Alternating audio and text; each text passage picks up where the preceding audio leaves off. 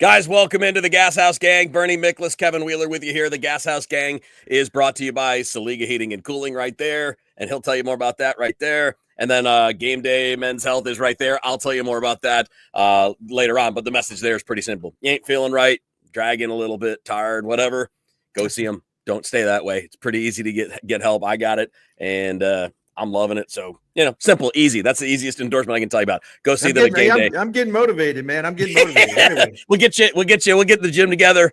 We'll start getting some stuff going. All right. What do you think?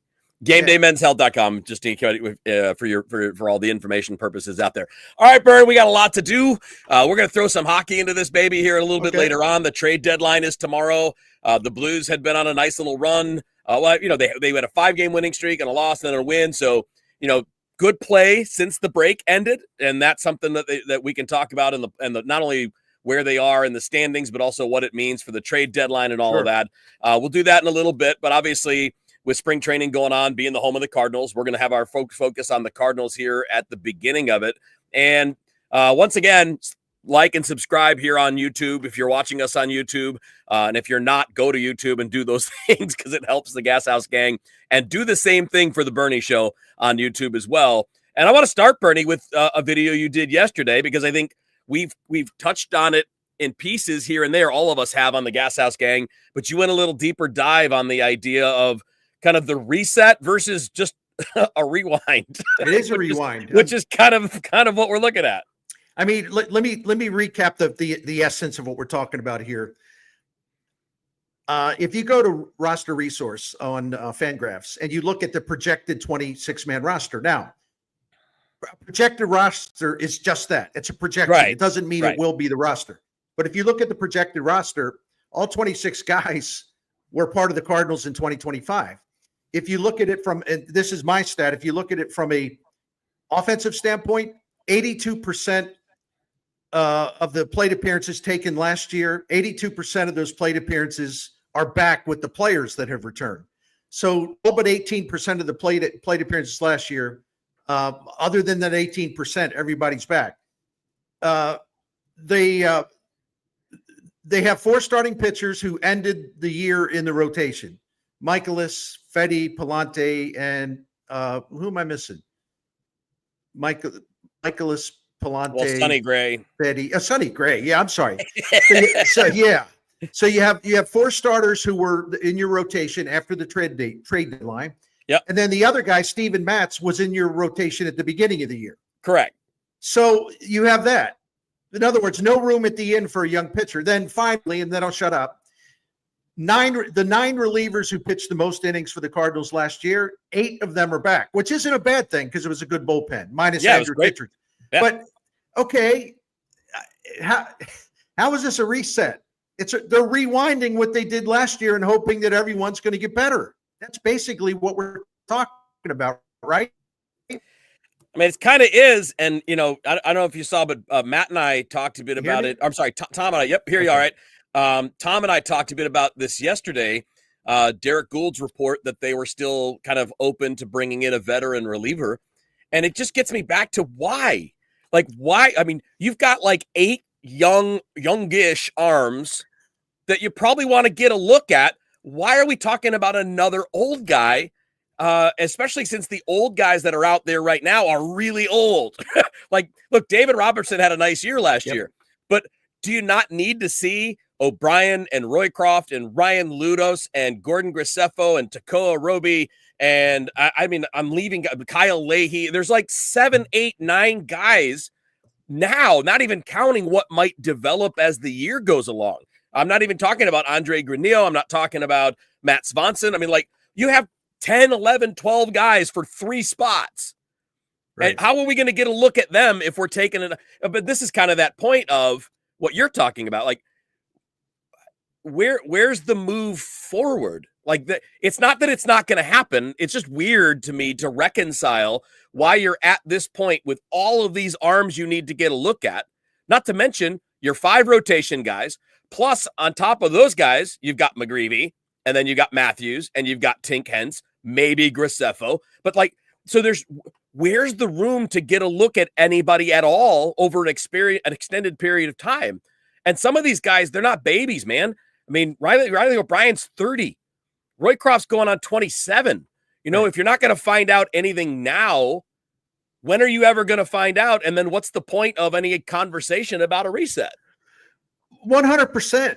And I don't know why, like, what would be their motivation if you look at the free agent relief market? And they would need right-hander because, again, they have they're good on left. Plenty of lefters. There's some guys that have a name out there. I mean, David Robertson's 40 years old. I don't know what kind of money he wants. He was pretty good, I think, last year. He was. Yes. You have I always pronounce his name wrong. Phil Maton or Maton. Phil Maton. Yeah, Maton. Yeah. Yeah, Maton. Okay, Phil Maton, who local media always says, he grew up, in Illinois, pretty close to. Actually, no. I mean, he actually left his hometown a long time ago. So anyway, is there a veteran or two? If they picked one of them, no thank you to Craig Kimbrell, by the way. But is there a veteran or two out there who could probably help you? Yeah, probably help you. But this is supposed to be the reset year that became the transition year that became the runway season. And I don't know where the runway is because there's a lot of young players being blocked. I don't know where the transition is other than in the minor leagues and player development. And I certainly don't see a reset. I see a rewind. So the Cardinals just keep trying to float one message after another, like over and over again. And it's like they still haven't made a case of like, they're saying, this is what we're doing. This is who we are. They won't do that. And you know what my concern is? Everybody's made when the national media starts to pick on John Mozeliak, it has more impact than locals because it's easy for them to just blow off the locals. That's just the way they act. I mean, I understand that. But when you got Ken Rosenthal's and other people like that, just like basically constantly jabbing them, they haven't added one player. They haven't spent $1 on free agency. I wonder if Mozeliak wants to add a reliever just to say, like, we'll see, we added someone. But actually, I think that would draw more attention to the silliness of this whole offseason. Because here you are, like you said, my friend, you're so right. They have so many arms, so many guys that deserve an opportunity in that bullpen. Like, so what? Now you're going to block another dude? I mean, what? Because you want to impress Ken Rosenthal? Which wouldn't impress Ken Rosenthal anyway, and I'm using a hypothetical there. You know what I mean? Absolutely. All right. We're going to get into some of the younger guys and a few other topics that tie into what we're talking about here. First for Brandon, who said, for radio listeners, said, are you just going to rerun Bernie's topics from his YouTube channel going forward? Occasionally we are, smartass, because some of us don't get to comment on those things. Yeah. So if we find a topic intriguing, we bring it back for 5 minutes. So in other words, if I do a YouTube video, okay. Yeah. At that point, never should what I discussed be spoken about or written about anywhere for all time. Or definitely not on the Gashouse Gang. And certainly not so that any of us could catch an intriguing topic and want to throw in our 2 cents on it at the same time. Yeah. And another point to make here for our intelligent friend, when I do the YouTube video, that's just me talking. When I do it on Gashouse Gang, you got Wheeler, or sometimes you have all 4 of us. And if we happen to hit on the same topic, so bleeping what? It's a group discussion. We love you too, but come on. We love you, brother, but don't give me the shrug emoji. Yeah. Give me the shrug emoji. You guys know this, man. I've been telling everybody Bernie's the same way, man. I'm okay with poking back and forth, but if you're going to punch, I'm going to punch back. That's right. That's just that's how we play.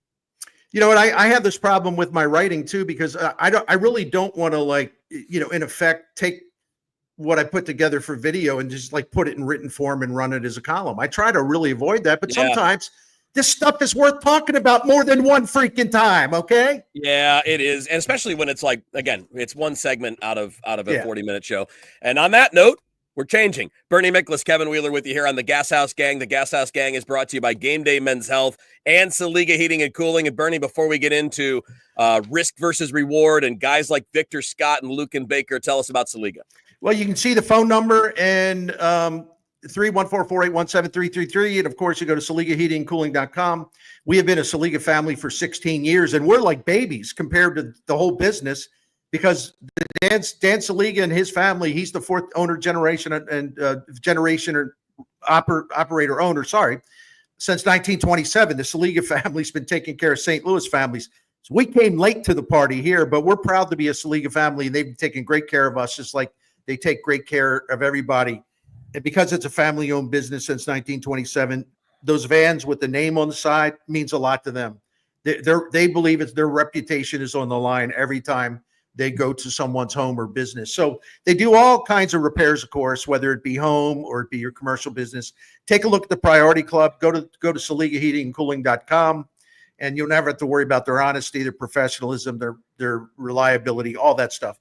But go to Sela Heating and Cooling.com, and this independent American Standard heating and air conditioning dealer will take care of you. And take a look at that Priority Club when you go. Thank you very much.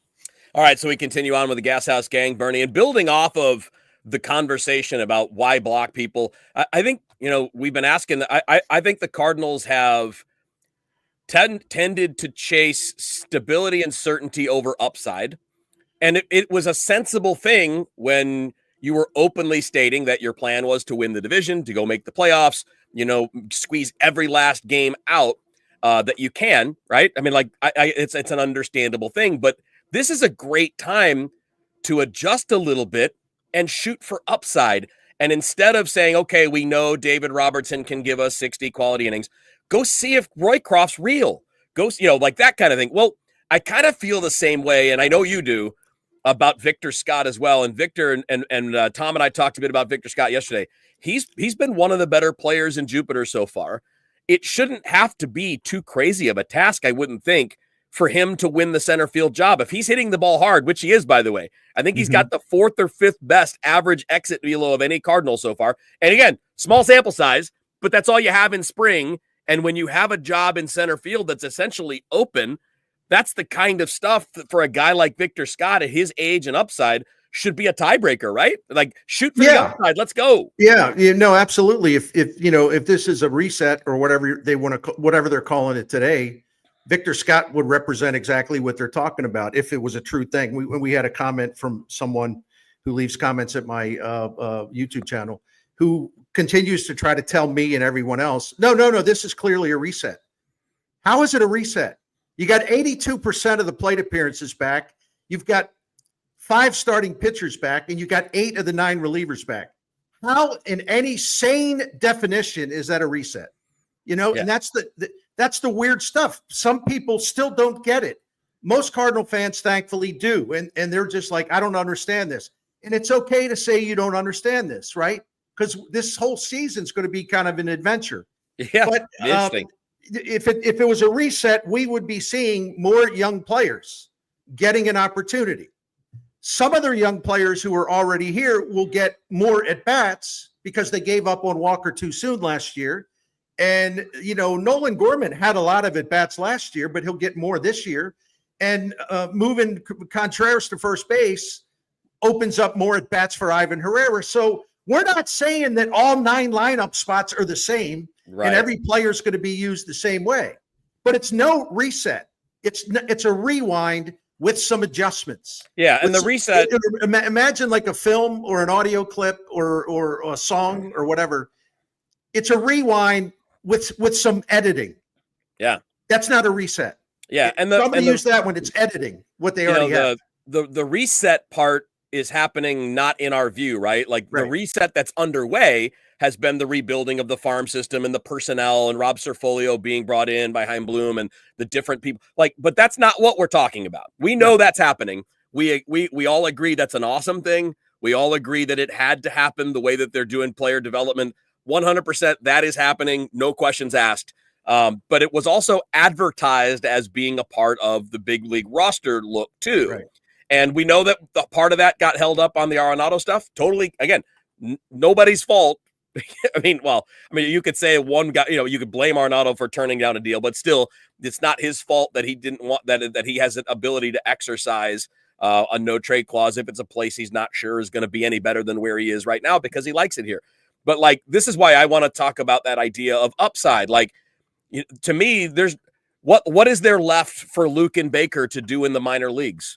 Like if you're not going to give him the chance now, when are you ever going to give him the chance? When he's hitting the crap out of the ball in spring? He's done nothing but mash left-handers at AAA. You need someone to mash left-handers. I know he doesn't come with defensive versatility, but you don't have to have 3 or 4 guys on the bench that have defensive versatility. It's okay to have a guy who's there to hit bombs.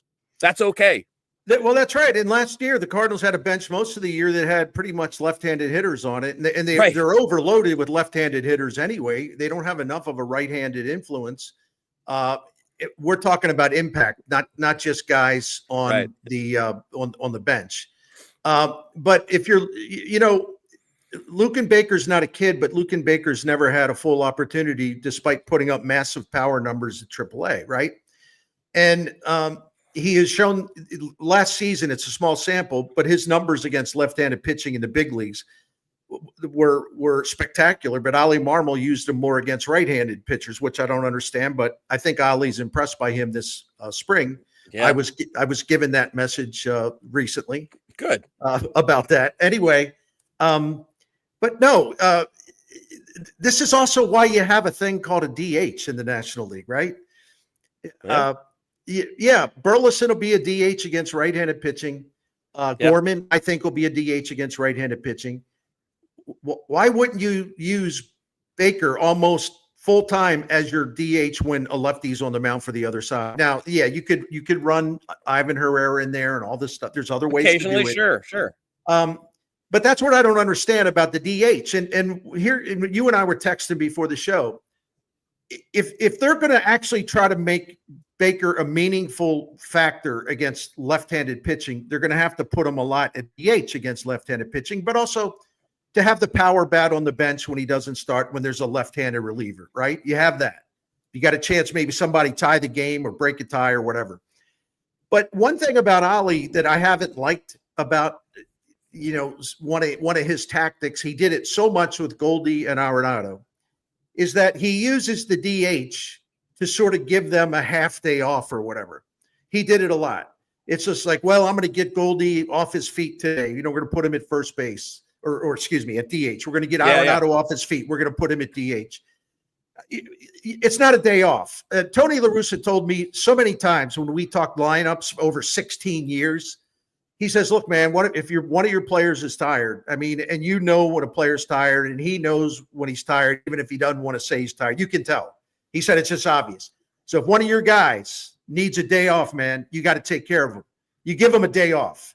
And like he told me about certain Cardinals back in the day, those great teams of La Russa's would come to him and he'd say, I'm tired. I could use a day off. Or La Russa would say, hey, you look tired.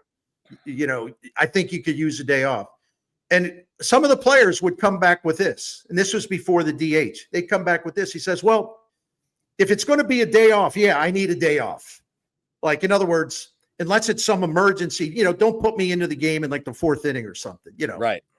So La Russa's philosophy was like, look, if guy's tired, he's beat up, give him a day off, but it's got to be a real day off.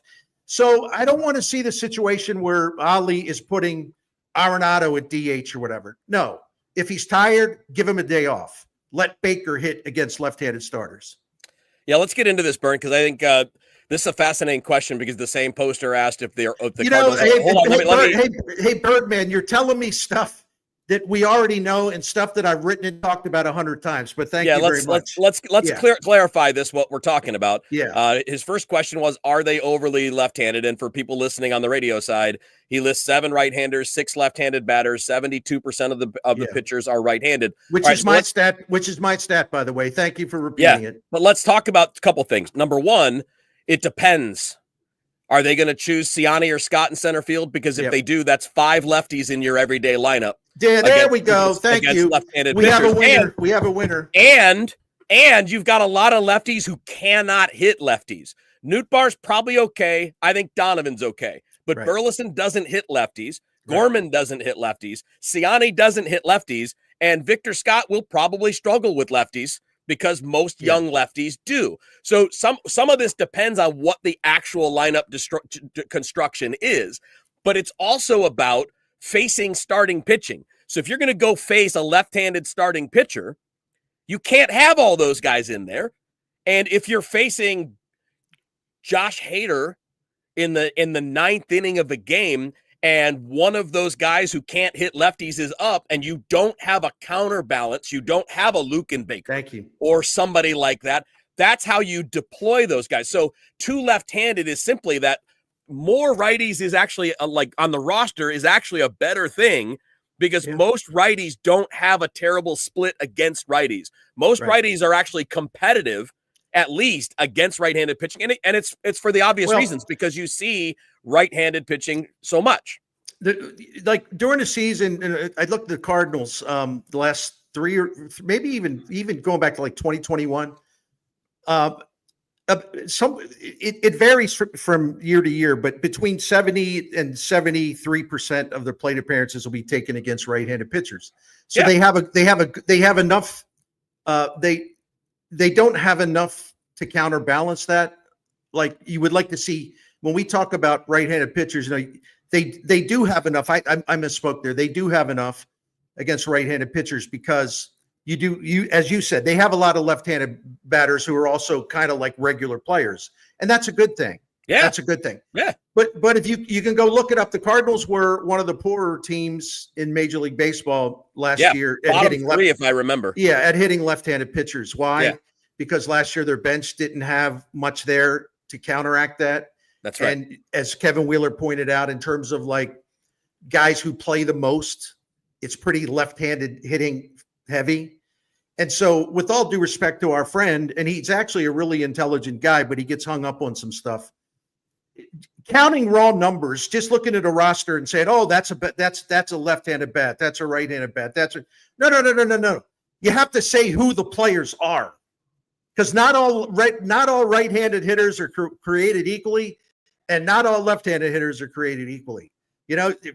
We're talking about impact, not just bodies. We're talking about impact. Yeah, and the ability to maximize. And let's change. Let's make the next conversation about this, because I think this is one of the core issues for the team. So it's the Gashouse gang with Bernie Miklasz and Kevin Wheeler. We'll talk some Blues here in a couple of minutes, but to follow up on this, Bern, it's something that I bring up a lot because it's my thing. But you agree, Tom and Matt have agreed. Like, the ability to play matchups and maximize offensive output was not used last year. And at the beginning, we understood, right? You weren't sure what Mason Wynn was. You weren't sure if he was going to be able to play every day. You needed another shortstop. That's why Brandon Crawford was here, right? You wanted to make sure you had a lefty guy. I still didn't understand the Matt Carpenter thing. I get it. They wanted leadership in the clubhouse. He wasn't that bad. He was okay. He was He was fine. It was just that they had a bench that, in most situations that you need to deploy it, was not helpful.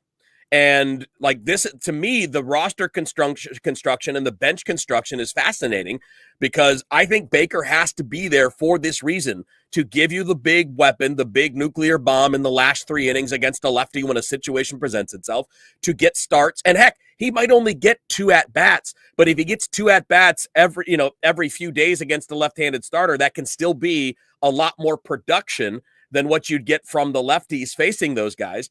And what I'm really interested in, because we know, Bernie, that you're going to have 2 catchers. So one of the guys on the bench every day is going to most likely be a catcher. We know that if you have Luken Baker, that's 2. You're going to have an outfielder. I guess it kind of depends on whether Scott makes the team. If Scott doesn't make the team, then that's probably Siani, which, again, is fine. If Scott makes the team, though, I'm not sure you want both of those guys. Sure. And then what do you do with the last one where you need an infielder? Do we put Sajaci into a true bench role where he's only going to start against lefties and there's not much room for him to do anything else?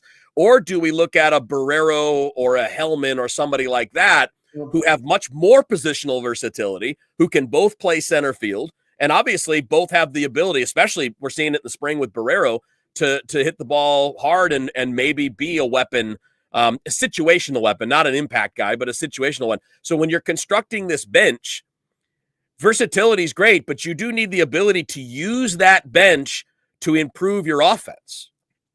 No, I agree. And I am intrigued by Hellman. And I'm not trying to sell anybody on anything here. I'm intrigued by it because I'd have to think that one of the reasons they got him is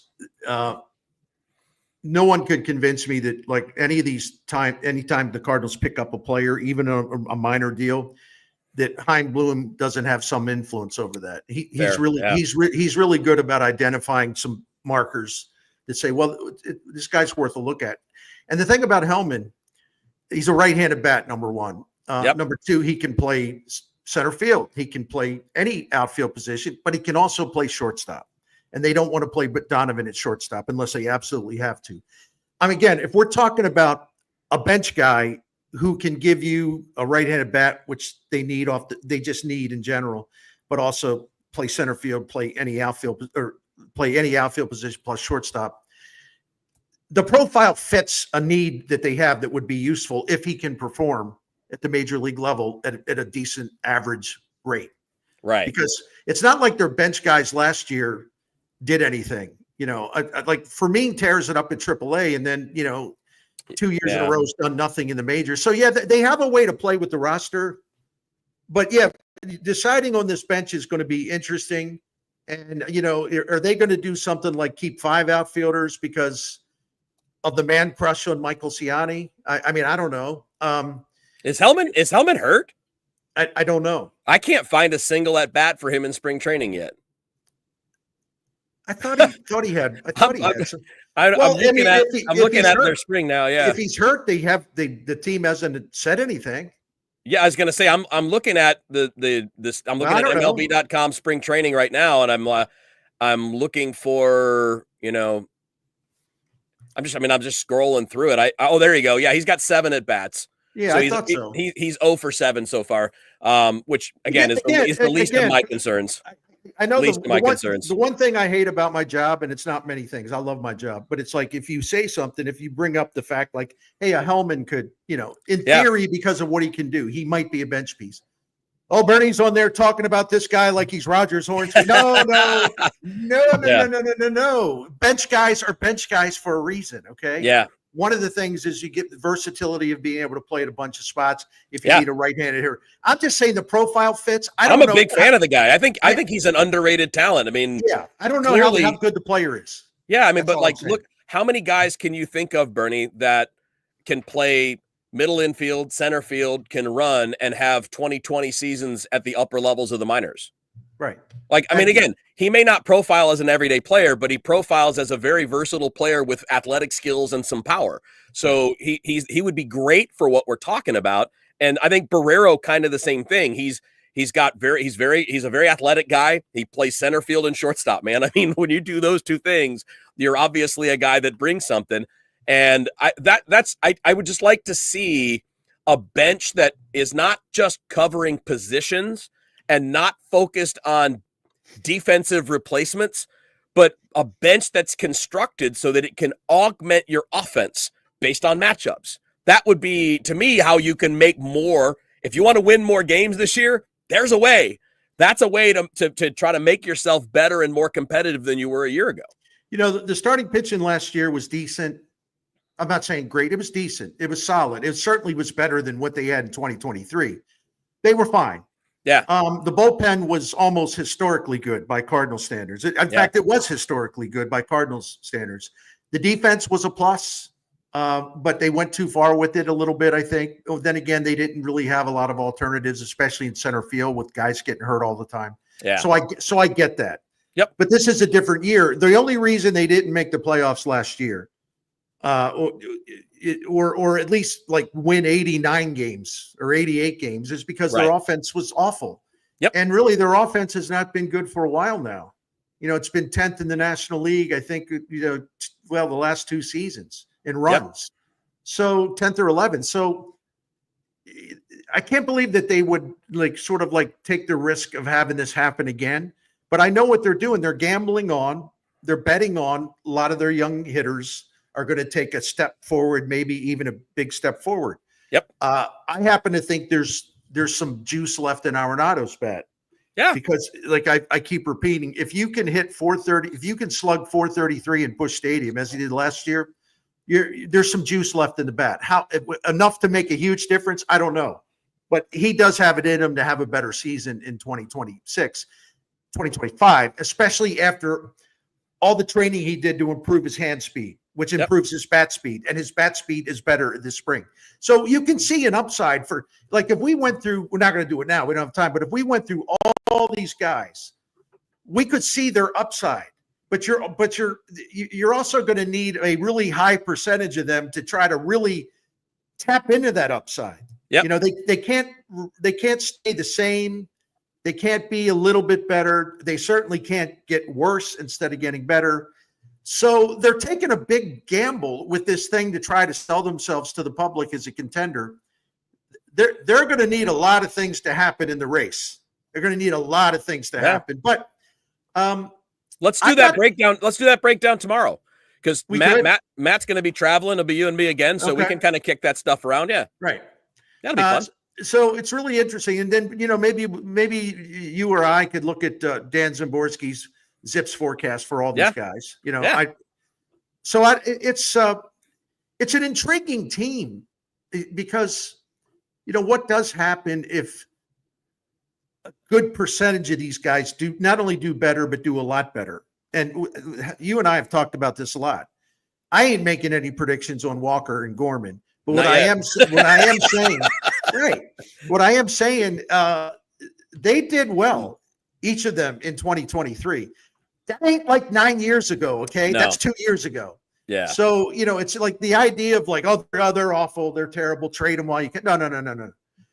I want to see if they can start building something, rebuilding and then building something. So this season for me is not without fascination or intrigue. I think there's a lot of interesting things about it. I'm just saying it's not the season that they told us it would be. That's all. Good point. All right, it's the Gashouse Gang with Bernie Miklasz and Kevin Wheeler. It's brought to you by Game Day Men's Health. You can find them at GameDayMen'sHealth.com and Sela Heating and Cooling. Bernie, tell us more about Sela. You know, Sela Heating and Cooling, I want to focus real quick on the Priority Club. This independent American standard heating and air conditioning dealer started this Priority Club a long time ago. We have been in it for, my guess is about 6 or 7 years, and it's been great. It's been worth every penny, and it's not like it's an expensive thing. They come to your home twice a year. They check on your heating and cooling. They adjust things just because things need to be adjusted along the way. If there's a minor problem, they solve it right away. It's cheap, it's inexpensive, it's easy. And then that minor problem doesn't become a huge expensive problem. So if you're in this Priority Club at Sela Heating and Cooling, you know, you will have the peace of mind and knowing everything's safe and working great. It also will extend the lifetime of your equipment, and it's service you can trust. You also get priority scheduling. So there's a lot of benefits to it, and we have benefited from it. So go to SelaHeatingandCooling.com. You see the phone number there. In addition to everything else, find out more about the Priority Club, and feel free to ask them the questions. They have all the answers for you, and a deeper explanation, I should say, of what's the Priority Club is all about. Sela Heating and Cooling. Thank you, Kevin. All right, so we're wrapping up. We left a little time. We did good. We did a good job on our clock management today, Bernie. You and I are usually really bad. We at least left some time to talk some Blues, which is important. Look, they're on a good run. The trade deadline is tomorrow. The picture is not rosy for a wild card spot, but it's not crazy either. So if you look at it right now, the last wild card spot belongs to Calgary. They have 67 points. The Blues are 2 places behind that. They've got 66 points, but Calgary's got 2 games in hand. Vancouver at 67 points also with 2 games in hand. So those are the 2 teams you're focused on ahead of you. The teams behind you are a decent enough amount behind you where they're probably not your biggest worry. And the second wild card is basically out of play, I think. Colorado is that one. It's 74 points, and they're a plus 19 on the year. I think they're a different class of team. So essentially it's 3 teams for 1 spot. And what do you do tomorrow or between now and tomorrow, Bern? Do you try to buy something? Do you listen on competitive offers? How do you manage this when you're kind of right there on that edge for the 8th spot? Real quick, I'm going to throw this in. If you go to Money Puck, which I do, they give the Blues a 28% chance of making the playoffs. I also want to point something out, though. The Blues, from this point out, have the easiest schedule in the NHL. Yep. And they're trying to chase 2 teams. Vancouver's got the 4th toughest schedule. Calgary's got the 11th toughest schedule. So there is an opening there, right? Yeah, there is, for sure. There is an opening there. And the Blues have been playing great. And really since since Montgomery took over, they've been one of the best 5-on-5 teams in hockey. So what's been happening, even though they went through that awful stretch, what's been happening, the qualities that they've shown during this hot streak are real qualities because they've been there since the coaching change. So they can make the playoffs. I would still, and pardon me because I'm going to do a video on this. Of course, we can't repeat anything in like a different place. So I would still say they're up against it. Kevin, pragmatically speaking, and that's what it is. If someone comes to you and says, we really want Brayden Schenn, okay, now they're not going to offer a ton for Brayden Schenn, which is why I don't think Doug Armstrong's going to trade the team captain, who was very popular with his teammates, and the vibe on that team is fantastic right now. He's not going to rip the heart out of his team by trading their captain for a middling return in what would amount to as a salary dump. Because after this season, Schenn's got 3 more years left at $6.5 million. And those seasons will be age 34, 35, 36. And it's kind of like, could that be enough benefit to say, even if the return is moderate, an aging player and saving $18 million you could spend somewhere else? No, that's what I was kind of referring to. Oh, I got you. Like, in other words, unless they get what Doug Armstrong has set a price, and I think it's high, unless they're going to get what he wants, it's much like Pavel Buchnevich last year. He didn't get what he wanted. Yeah. I don't think they're just going to turn it into a salary dump. I don't think they're going to take Doug Armstrong's personally chosen team captain, who's playing really, really well, by the way, and he's got roots in St. Louis and all that. I don't think they'd move him just for it to be a salary dump. Good point. Now, that's why I said, pragmatically speaking, there is some value in doing just that. Yeah, there is. Yeah. But, there's 2 ways to look at things. What would I do, or what do I think is best? Oh, that's right. I'm not the one making the decision. So how the man who is making the decision, how does he feel? What do we think about the way he thinks? I mean, there's 2 different ways to look at it. Yeah. But I'm not going to sit here and scream, oh, if you don't trade Schenn and offload that contract, you're an idiot. I'm not going to do that. Blues fans have brought up Paul Stastny. Armstrong traded him at the deadline in 2018. They were 1 point out of a playoff spot. But there was a difference. That team was 0-6-1 in its previous 7 games. There's time to just say, forget about it, right? And they actually sort of made a run back into contention after that. Right, but that team was going really bad. Yep. And Stastny, they were going to lose as a free agent anyway. So I don't want to hear that. I don't want to hear the Stastny comparison because it's not relevant, nor is Ryan O'Reilly relevant, because that was part of an offloading that sent Tarasenko, Barbashev, Miklasz, and O'Reilly. That was more of a larger offload. I think he's going to hold on to Ryan O'Reilly. I don't think he's going to give up any assets for anything would be expensive in terms of giving up assets. I think he'll just play with what he has and hope that the goaltending's great and they continue to be strong at 5-on-5, and that this really great feeling in that locker room will continue to kind of help carry that team through. And they do have the easiest schedule. So yeah, that's about the best way I can put it. What do you think? All right. It's interesting, and we got about a minute and a half left, but I think what's fascinating, here's the question I get asked a lot from Blues fans on Twitter, via text, friends of mine, people like, what's better? Is it better to get the 8th spot in the playoffs, or is it better to be in the draft lottery and have a chance to maybe get lucky and get a top 10 pick, as opposed to going into the first round against a big team like Winnipeg or Dallas? Yeah, good question. And again, in hockey, though, there are upsets 8-1. It's not as crazy as it would be, say, in the NBA, where it's almost ceremonial to be in as an 8 seed. If Bennington gets hot, we know what he can do. Right. But the odds of this team making a long run are probably pretty small. I think we know that. Yeah. So they asked me, what would you if you were hoping for an outcome? I always argue make the playoff push, because you don't know you're going to win the lottery. You could end up with the 13th pick, and it doesn't really change your standing much at all. If that were more of a certainty, maybe, but it's not. You could easily be picking 13th or 14th instead of 6th or 7th. Right. And you never know. And there's value selling tickets at home, for one thing, in making the playoffs. And if you pulled off an upset, could be a leaping forward for next year. Could give you something to shoot for. So I'm going to be on the side of play it out. Don't sell unless you're given a super great price.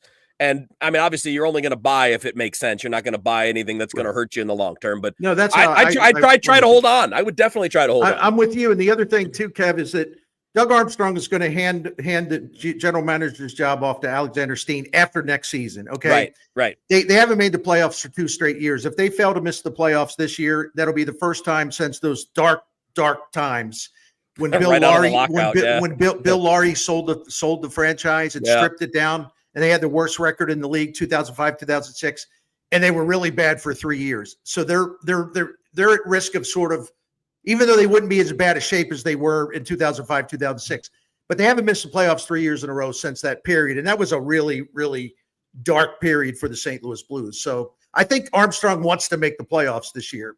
Ain't going to make the playoffs if you give up Schenn. I want your reminder, like and subscribe here on the YouTube page for KMOX Sports and for the Gashouse Gang. Do the same thing for the Bernie Show as well. Thank you guys for tuning in. We appreciate you. We got a lot more tomorrow. Looks like it'll be you and me again tomorrow, Bern. So we'll do that. Everybody have yourselves a great day, and we'll reconvene tomorrow at noon here on the Gashouse Gang. Thank you very much. Take care.